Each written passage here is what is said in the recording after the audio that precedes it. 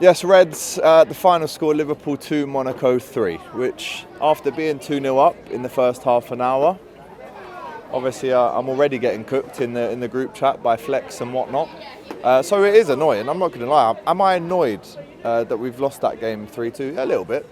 And yes, it's pre-season. Yes, the 11 that finished the game with a centre-back partnership of Chambers and Endo will never happen again.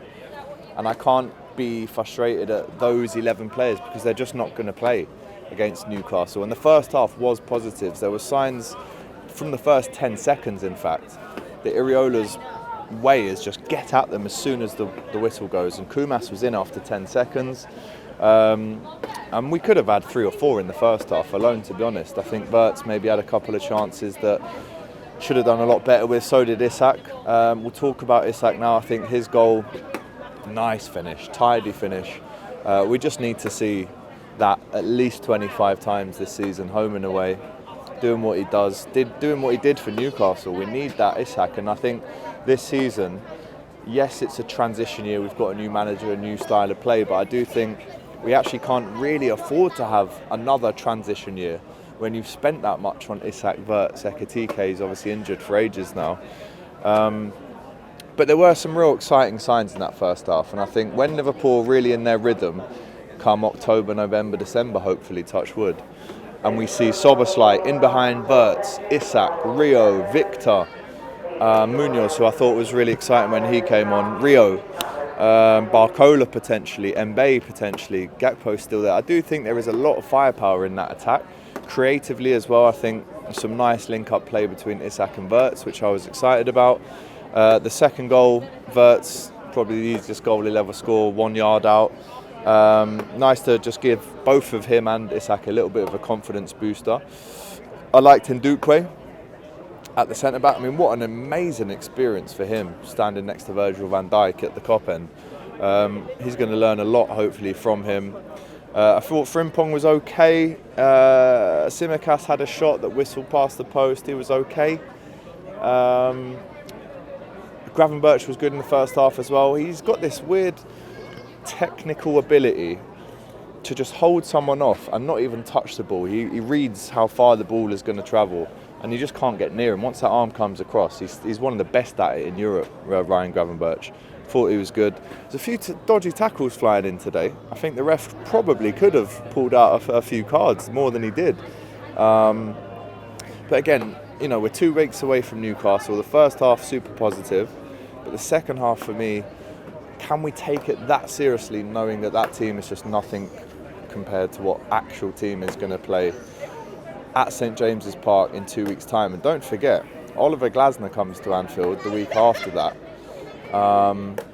who beat us, 3 or 4 times last season with Crystal Palace. We don't really like early kickoffs either.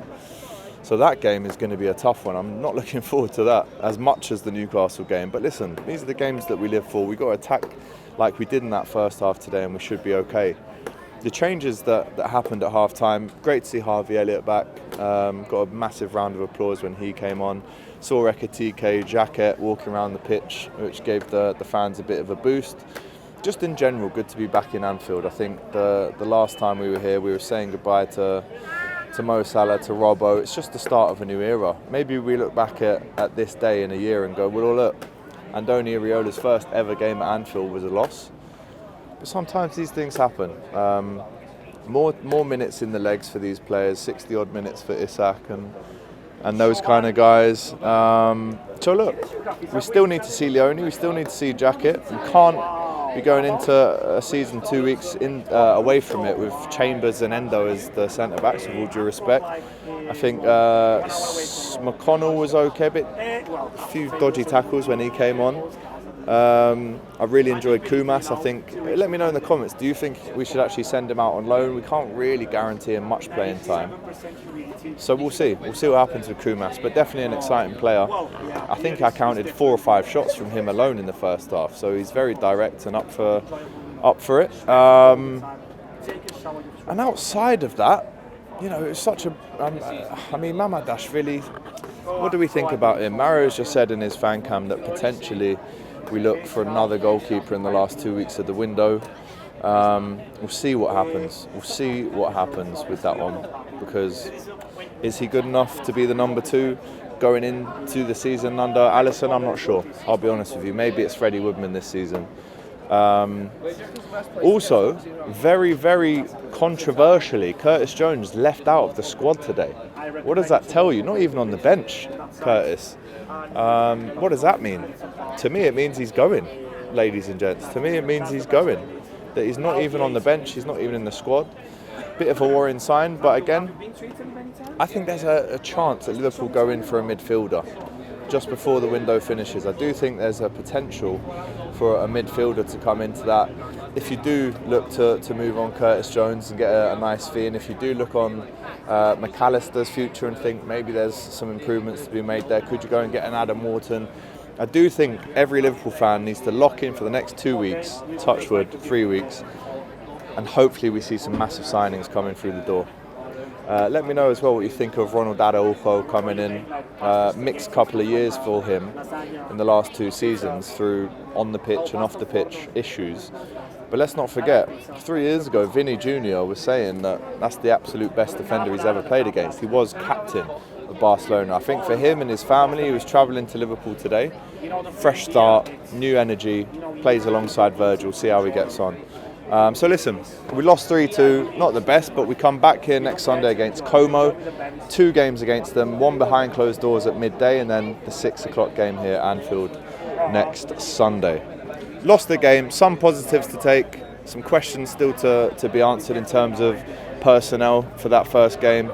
But just in general, it's great to be back, man. Seeing everyone travelling over. I mean, this is the kind of... A lot of people that are at the game today, they might not come back to Anfield this season. It's a great opportunity for tourists to come and see the ground. I mean, the atmosphere wasn't much today, but we didn't expect it to be. So it's just good to be back. This is the Kop. Do you know what? That's nice to have in the background. If we can just get a little TV on the end of that, that would be even better. But listen, smash that like button, get your thoughts in for what you guys at home thought of the game, and we'll see you here next week. Take care, all the best.